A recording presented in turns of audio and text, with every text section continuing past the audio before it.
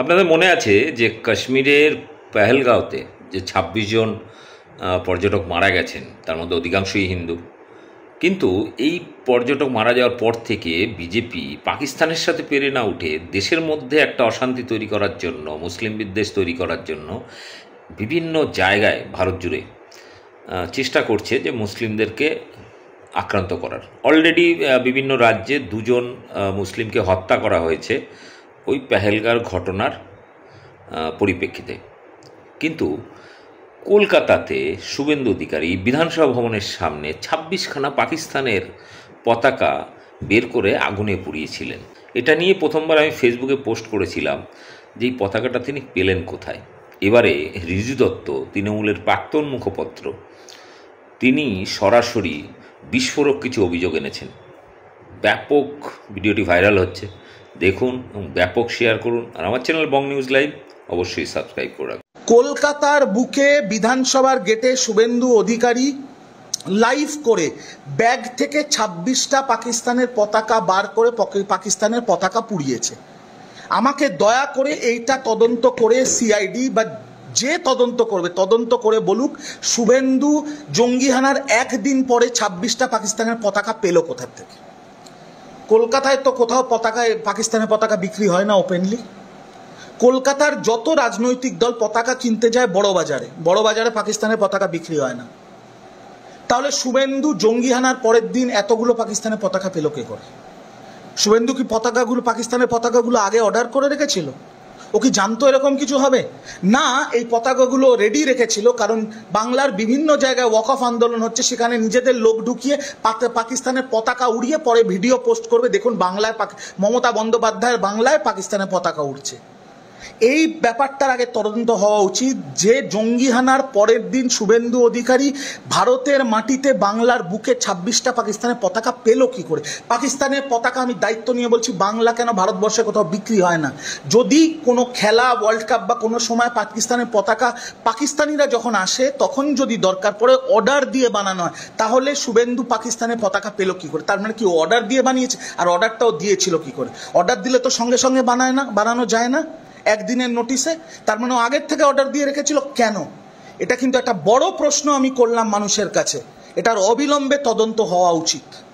অন্যদিক থেকে এই যে জঙ্গি হানাকে কেন্দ্র করে নিরাপত্তা ব্যবস্থার কোনো প্রশ্ন না উঠে যেভাবে হিন্দু মুসলিমে ডিভাইডেড হয়ে গেল, এবং দেখা গেল তারপরেই যে কল্যাণীর একটা ইউনিভার্সিটিতে যেখানে নোটিশ বোর্ডে লেখা দিল যে dogs and Muslim are not allowed. কি নক্কারজনক। আমি জানি কল্যাণী বিশ্ববিদ্যালয় ইতিমধ্যে একটা বিবৃতি জারি করেছে, কিন্তু বিবৃতি জারি করলে শুধু হবে না। আমি বিশ্ববিদ্যালয়ের শীর্ষ কর্তাদের অনুরোধ করব যে যারা ভারতবর্ষের বুকে অসাংবিধানিক এই পোস্টার ছাপিয়ে পোস্টার লাগিয়েছে তাদের বিরুদ্ধে কড়া থেকে কড়া ব্যবস্থা নিতে হবে।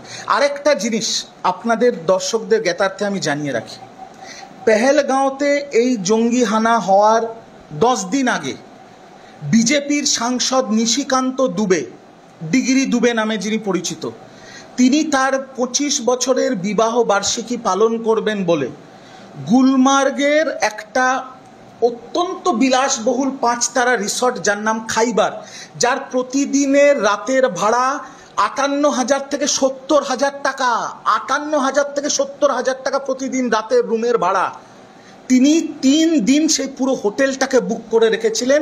আর Z+ সিকিউরিটি দিয়ে কনভয় করে তার যত গেস্ট, বড় বড় বিজেপির নেতা, বিজনেসম্যান, তাদেরকে সাপ্লাই করা হয়েছিল কাশ্মীরে।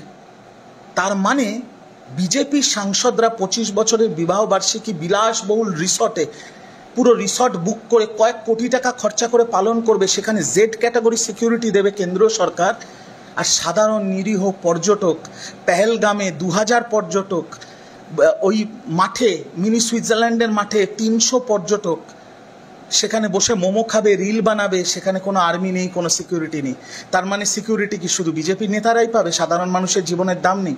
আজকে বাংলায় শুভেন্দুর পেছনে পেছনে কটা সিকিউরিটি ঘোরে, সৌমিত্র খাঁর পেছনে কটা সিকিউরিটি ঘোরে, শঙ্কু পান্ডা, রুদ্রনীল ঘোষ, দিলীপ ঘোষ, তাদের পেছনে কটা সিকিউরিটি ঘুরে বেড়ায়? তাদের টাকা দিতে পারে কেন্দ্র সরকার, আর ভারতবর্ষের নিরীহ পর্যটক, তাদের পেছনে কোনো সিকিউরিটি নেই। তাদের জানের দাম কি 800 লাখ থেকেও কম যে জঙ্গিরা এসে ঘুরে মেরে দেবে? শুধু বিজেপির নেতাদের পদে পদেই সিকিউরিটি ঘুরবে? এই নোংরামি কিন্তু বন্ধ হওয়া উচিত, অবিলম্বে বন্ধ হওয়া উচিত। এবং কাশ্মীরের এই সন্ত্রাসী হামলার বিরুদ্ধে হরিয়ানার আম্বালা শহরে একটা সোশ্যাল মিডিয়ায় ভিডিও হয়েছে ভাইরাল, যেখানে মুসলিম মালিকাধীন 3টি বিরিয়ানির দোকানও ভাঙচুর করেছে।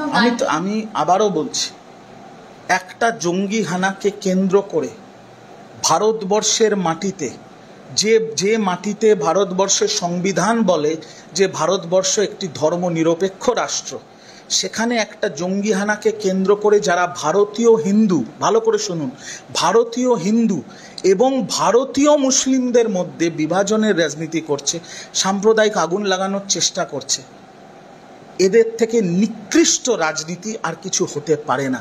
এদের বিরুদ্ধে অবিলম্বে আইনি ব্যবস্থা নেওয়া উচিত, আর এদের সবকটাকে জেলে